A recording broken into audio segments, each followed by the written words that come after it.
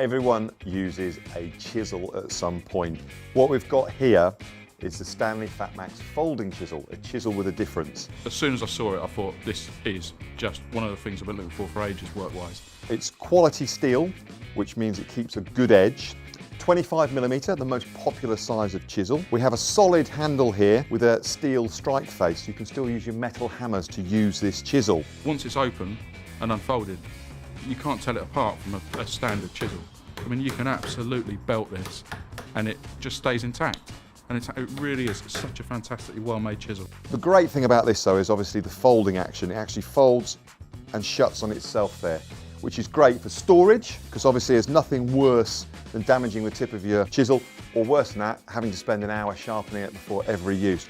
It safely sits in your pocket and it stays sharp. As long as you keep it folded up, you always have a sharp chisel. You can just close it in there, and the other great thing is you can pop it in your toolbox and you won't cut your fingers getting it out, but you can just pop it in your pocket.